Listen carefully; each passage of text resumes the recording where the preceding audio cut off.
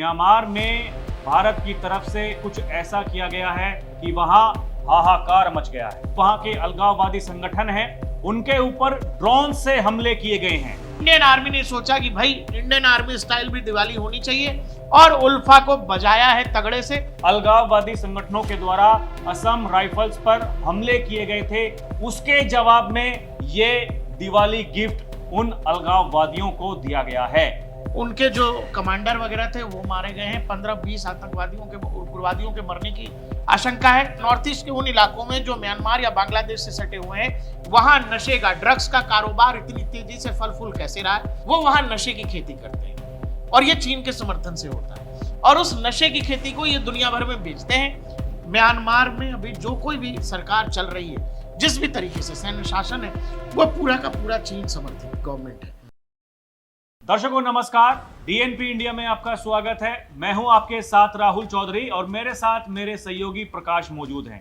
दर्शकों, दीपावली पर जब पूरा देश पटाखे फोड़ रहा था तो खबरें आ रही हैं कि म्यांमार में भारत की तरफ से कुछ ऐसा किया गया है कि वहां हाहाकार मच गया है। जो वहां के अलगाववादी संगठन हैं, उनके ऊपर ड्रोन से हमले किए गए हैं। अभी तक भारतीय सेना ने ये खबर पुख्ता तौर पर नहीं बताई है, यानी कि भारतीय सेना ने अभी तक, जब हम ये वीडियो बना रहे हैं, इसकी पुष्टि नहीं की है। लेकिन सोशल मीडिया पर ऐसे बहुत सारे दावे किए जा रहे हैं कि कुछ दिनों पहले उन अलगाववादी संगठनों के द्वारा असम राइफल्स पर हमले किए गए थे, उसके जवाब में ये दिवाली गिफ्ट उन अलगाववादियों को दिया गया है। एक तरफ पाकिस्तान डरा बैठा था, वहां उसको यह लग रहा था कि भारत दिवाली पर उनको फोड़ने वाला है, लेकिन पाकिस्तान को ना फोड़ करके बताया जा रहा है कि म्यांमार में, क्योंकि एक कुत्सित प्रयास वहां से किया गया, उसका जवाब दिया गया है। प्रकाश भाई, इसको आप कैसे देख रहे हैं? क्योंकि हमने देखा कि पिछले कुछ दिनों में जिस तरीके से पूर्वोत्तर के जो क्षेत्र हैं भारत में, वहां इन लोगों ने एक भय का माहौल बनाया था और बताया जा रहा है ये जो किया गया है ये उसी का एक जवाब है। देखिए राहुल जी, ये पूरा इलाका जो है नॉर्थ ईस्ट का, वो खास करके अगर मणिपुर को देखें आप, पिछले कई साल से, 1.5 साल से ज्यादा का समय हो गया, मणिपुर में जबरदस्त अनरेस्ट है। उस अनरेस्ट के पीछे ये तमाम अलगाववादी संगठन है और ये क्या करते हैं, इनका सीधा हिसाब है राहुल जी, क्योंकि वो पूरा टेरेन जो है नॉर्थ ईस्ट का, खासकर मणिपुर, अरुणाचल, नागालैंड, ये जो पूरा इलाका है, जो बांग्लादेश, जो पूरा आप कहते हो कि जी नॉर्थ ईस्ट कॉरिडोर जिसको कहते हो, जिसको वो सिक्किम वाला गलियारा कहते हो, चिकन नेक, वो उस वाले हिस्से से जो पूरा इलाका जुड़ा हुआ है, उसमें मैक्सिमम इलाका म्यांमार से भी जुड़ता है और बांग्लादेश से भी जुड़ता है।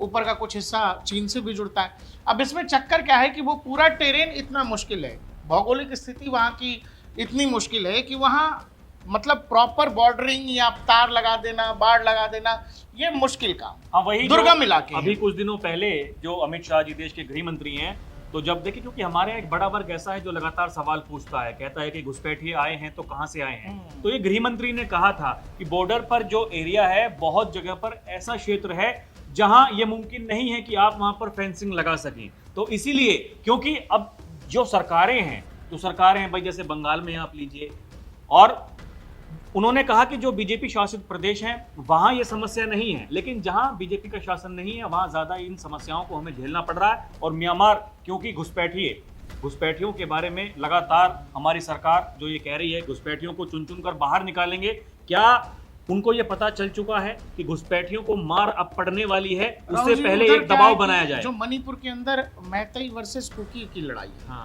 मैतेई आमतौर पे हिंदू रिचुअल्स को फॉलो करने वाले लोग हैं, कुकीज जो है वो क्रिश्चियंस हैं मैक्सिमम। अब वहाँ क्या है कि जो मणिपुर का इलाका है वो बेसिकली जो समतल इलाका एक तरह का पकड़ लो, उस इलाके से इतर जो पहाड़ी इलाका है, उन इलाकों में जो कुकीज हैं उनकी संख्या ज़्यादा है। मणिपुर की भी डेमोग्राफी मैक्सिमम चेंज हुई है और वहाँ भी कन्वर्जन का खेल दबा करके चला है। मशीनरीज लोगों ने दबा करके लोगों को वहाँ पर कन्वर्ट किया है।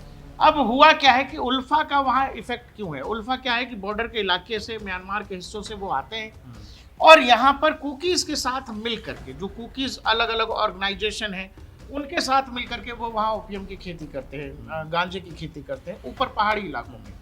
जबकि जो पूरा का पूरा मणिपुर हुआ, जो पिछले 1.5 साल का अनरेस्ट है, उसके बाद चूंकि उन आतंकी संगठनों के पास, अलगाववादी संगठनों के पास इतना पैसा कैसे आया कि इस लेवल का हथियार रखते हुए और इस तरह का नरसंहार वो जब कर रहे थे मणिपुर में, जो लगातार मैतेईस के खिलाफ अटैक हो रहा था, उसमें सरकार को ये लगा। फिर जब वहां पर असम राइफल्स और बाकी इंडियन आर्मी जब पहुंची तो उन्होंने बहुत सारे ओपीएम के खेत बर्बाद किए, क्योंकि वो जबरदस्त खेती हो रही थी और वहाँ पूरी इकॉनमी है राहुल जी, लाखों करोड़ की इकॉनमी है, उसी से उनका घर द्वार चल रहा है। और ये सब म्यांमार के बॉर्डर के आसपास के इलाकों में हो रहा है। हाँ। जिसमें मैक्सिमम मणिपुर का इलाका, ऊपर अरुणाचल के इलाकों में ये सब चल रहा है ड्रामा।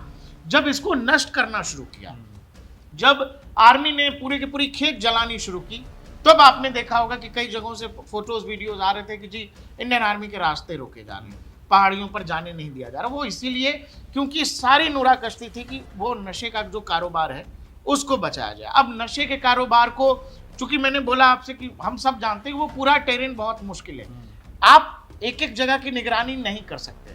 लेकिन जब ये चीजें सामने आनी शुरू हुई, जब इंडियन आर्मी ने नष्ट करने शुरू किए, तो कई लाखों एकड़ में जो है इतना ओपीएम उपजा रहे हैं लोग, और उसका उपयोग केवल आतंक की फैक्ट्री और आतंक की इकोनॉमी चलाने के लिए हो रहा है, पूरे नॉर्थ ईस्ट को डिसबैलेंस करने के लिए हो रहा है, भारत को परेशान करने के लिए हो रहा है। अभी जो आप सुन रहे हो कि उल्फा के उस पर जो है, ये इंडियन आर्मी कंफर्म नहीं कर रही है, लेकिन जो उल्फा संगठन है वो कंफर्म कर, वही कह रहे हैं कि हमारे ऊपर ड्रोन से हमले हुए हैं, उनके जो कमांडर वगैरह थे वो मारे गए हैं, 15-20 आतंकवादियों के, उग्रवादियों के मरने की आशंका है।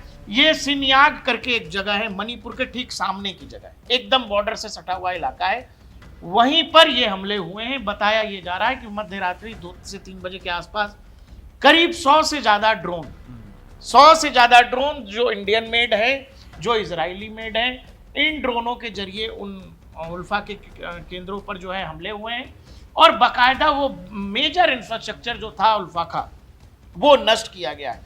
उस पूरे इलाके में जो चीन ये सपना देखता है कि नॉर्थ ईस्ट को किसी दिन वो अलग कर लेगा, या सिलीगुड़ी कॉरिडोर को लेकर, जो कई बार हम लोग सब देखते रहते हैं, हाल फिलहाल तो नहीं लेकिन पिछले कई सालों में चीन जैसे नक्शा जारी करता है कि जी ये अरुणाचल का नक्शा है, ये मणिपुर का नक्शा है, तो कभी वो अरुणाचल को अपने हिस्से में, कभी मणिपुर को अपने हिस्से में बता देता है।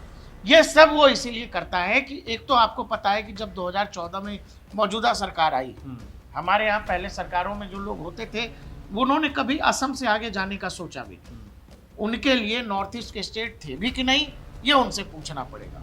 बाकी अगर प्रधानमंत्री की आप बात करोगे तो मुझे लगता है नॉर्थ ईस्ट के 100 से ज़्यादा दौरे देश के प्रधानमंत्री पिछले 10-11 सालों में कर चुके हैं। जिन इलाकों में आज तक रेलवे नेटवर्क नहीं था, उन इलाकों में रेलवे नेटवर्क जा रहे हैं, जिन इलाकों में रोड और हाईवेज नहीं थे वहां तक हाईवेज जा रहे हैं, जिन इलाकों में वो क्या कहते हैं एयरपोर्ट्स नहीं थे वहां एयरपोर्ट्स खोले जा रहे हैं। तो ये बतला रहा है कि आप मणिपुर को लेकर कितनी, या नॉर्थ ईस्ट को लेकर भारत हाल फिलहाल के वर्षों में कितना सीरियस हुआ है। ये सीरियसनेस जो है चीन को परेशान कर रही है। चीन क्योंकि चीन म्यांमार के जरिए हो या बांग्लादेश के जरिए हो, उस पूरे इलाके को डिसबैलेंस करने की कोशिश करता रहा है। उसे ये लगता है कि चूंकि सिलीगुड़ी कॉरिडोर का वो इलाका बहुत पेचीदा है, बहुत क्रूशल है भारत के लिहाज से, तो उसे ये लगता है कि अगर हम यहाँ डिसबैलेंस कर दें, यहाँ वो उपस्थिति कर दें जैसे कश्मीर में कभी अलगाववाद की स्थिति थी, वो चीज करने की कोशिश लगातार उल्फा कर रहा है। लेकिन उल्फा का मेजर काम उस इलाके में एक ही चीज है राहुल जी, वो हथियार और उग्रवादियों के जरिए और लोकल सपोर्ट से वो वहां नशे की खेती करते हैं, और ये चीन के समर्थन से होता है, और उस नशे की खेती को ये दुनिया भर में बेचते हैं, और उसी से ये अपने पेट पाल रहे हैं, अपनी इकोनॉमी चला रहे हैं या अपना संगठन चला रहे हैं।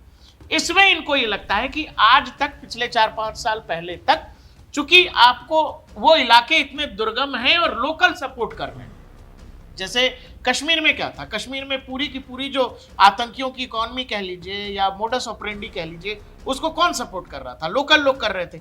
लंबे समय से वहां आर्मी थी, बावजूद ये हो रहा था। ठीक वैसा ही मणिपुर का सिचुएशन है कि वहां सबको पता है कि नशे का कारोबार है, सबको पता है कि लोकल लोग इसमें इन्वॉल्व हैं, सबको पता है कि कुकीज इसमें इन्वॉल्व हैं। वो जो जिनका धर्म परिवर्तन कराया गया, वो मैक्सिमम लोग जो पहाड़ी पर ऊपर रह रहे हैं, वो इस कारोबार में लिप्त हैं, और इसमें उल्फा और उसके हथियारबंद लोग शामिल हैं। लेकिन वहां कोई कार्रवाई नहीं की जा रही थी। क्यों? क्योंकि मेजर कॉन्फ्लिक्ट होने की संभावना थी। और वही आपने देखा कि जैसे आपने एक्शन शुरू किया, मैतेईस पे हमले होने लगे, और बताया गया कि जी ये लोकल संघर्ष है, आरक्षण के खिलाफ लड़ाई है। जबकि वो जो आउटबर्स्ट था, जिस तरह की आग लगाई गई मणिपुर में, वो आग लगाने का एक मेजर कारण ये भी था कि इंडियन आर्मी उन चीजों को निशाना बना रही थी जो उल्फा की इकोनॉमी कह लीजिए या उल्फा के पूरे तंत्र को सपोर्ट कर रहा था, इकोनॉमिकली भी और हथियारों या बाकी तौर तरीकों से। उस पर जब हमले होने शुरू हो गए तो फिर आपने देखा कि मणिपुर को और भी जलाने की कोशिश की गई, मणिपुर के लिए तरह तरह के हेडलाइंस लिखे गए, जबकि इस पर आज तक कोई बात नहीं कर रहा है कि मणिपुर के म्यांमार से सटे इलाकों में या नॉर्थ ईस्ट के उन इलाकों में जो म्यांमार या बांग्लादेश से सटे हुए हैं, वहां नशे का, ड्रग्स का कारोबार इतनी तेजी से फल फूल कैसे रहा है, और उसके जरिए वो दुनिया के बाकी हिस्सों में तो भेजते ही हैं। नॉर्थ ईस्ट को सूखे नशे में फंसाने का चक्कर है कि किसी भी तरह से जब वहां की जनरेशन नशे के आगे सोच नहीं पाएगी तो पूरा जनरेशन फिर बर्बाद हो जाएगा। फिर उनका इस्तेमाल आपके खिलाफ ही करने की एक साजिश है, जिसको मुझे लगता है कि कल जब दिवाली थी, जब हम आप अपने घरों में अपने दरवाजे पर पटाखे जला रहे थे, इंडियन आर्मी ने सोचा कि भाई इंडियन आर्मी स्टाइल भी दिवाली होनी चाहिए और उल्फा को बजाया है तगड़े से। मैं फिर कह रहा हूं कि हर काम जो आर्मी करती है वो बोलने बताने की जरूरत होती नहीं है, लेकिन जब जिसको थप्पड़ पड़े, जिसके गाल लाल हुआ, वो बता रहा है कि भाई साहब हमको कोई रात में आया, मार के चला गया, हमारे कमांडर साहब अब उठ नहीं रहे हैं। उल्फा के कई कमांडर मारे गए हैं और 10-20 से ज्यादा उग्रवादियों के मरने की आशंका है, संख्या और ज्यादा हो सकती है। और बताया जा रहा है कि असम राइफल्स पर अभी 1-1.5 महीने पहले एक बड़ा अटैक उल्फा ने किया था उसी इलाके में, और ये पूरी लड़ाई बस इसीलिए है कि उस इलाके में नशे के कारोबार को बचाया जाए, जिसके खिलाफ इंडियन आर्मी मैक्सिमम थ्रॉटल अपना कर रही है और वो नहीं करने देंगे, नहीं होने दिया जाएगा इसको। और इसमें वहां का लोकल सपोर्ट भी इन्वॉल्व है, क्योंकि अब इकोनॉमी का हिस्सा हो गया ना, तो आप कुछ कर ही नहीं कि सकते नशे के कारोबार में पैसा बहुत है, पैसा भी आ रहा है और आराम का काम है। तो इसी वजह से उनको लगता है कि हमें इंडिया की क्या जरूरत है, इंडियन आर्मी की क्या जरूरत है, ये मैक्सिमम लोकल सपोर्ट से हो रहा है। और मुझे लगता है कि इंडियन आर्मी ने जो कल रात में किया है, ये पहली कहानी है, इसकी और 2-3 किस्त होने वाली होगी। मतलब आने वाले दिनों में आपको ये लगता है कि अभी ऐसे और एकदम हो सकता है, क्योंकि ऊपर? आपको ये पता है कि चीन के लेवल पर, भारत के लेवल पर एक लेवल की अंडरस्टैंडिंग है, अभी मौजूदा थोड़े समय के लिए हो, लेकिन है वो उस लेवल की अंडरस्टैंडिंग। अब चीन समर्थित भी है, तो चीन खुलकर तो नहीं आ सकता कि आप हमारे लोगों को क्यों मार रहे हो। नहीं, चीन और म्यांमार से तो चीन का क्या लेने देना, जबकि ये सब कुछ चीन के इशारे पर हो रहा है। म्यांमार में अभी जो कोई भी सरकार चल रही है, जिस भी तरीके से सैन्य शासन है, वो पूरा का पूरा चीन समर्थित गवर्नमेंट है। तो इसीलिए जो कुछ अभी म्यांमार में आप करोगे, दर्द तो चीन को होगा, लेकिन वो दिखाएगा नहीं, वो बताएगा। और शायद यही वो वजह है कि अभी तक भारतीय सेना इसको इसको बोलने बताने की जरूरत हमने किया है, हमने नहीं किया, कि कोई जरूरत है नहीं। खबरें चल रही हैं दर्शकों, और इस तरह की खबरें हैं कि पाकिस्तान को तो डर सता रहा था, लेकिन पाकिस्तान के साथ तो नहीं हुआ। लेकिन हाल फिलहाल जो हमने देखा, मणिपुर को जिस तरीके से टारगेट करने की कोशिश की जा रही थी, और क्योंकि सुरक्षा बलों को टारगेट करने की कोशिश की जा रही थी, इसीलिए ये हमला हुआ है। इसकी आधिकारिक कब पुष्टि होगी उसका रहेगा इंतजार। आपको ये वीडियो कैसी लगी हमें कमेंट करके जरूर बताइएगा। अभी के लिए इतना ही। आप देखते रहें DNP इंडिया, हर खबर भरोसे के साथ। नमस्कार, जय हिंद।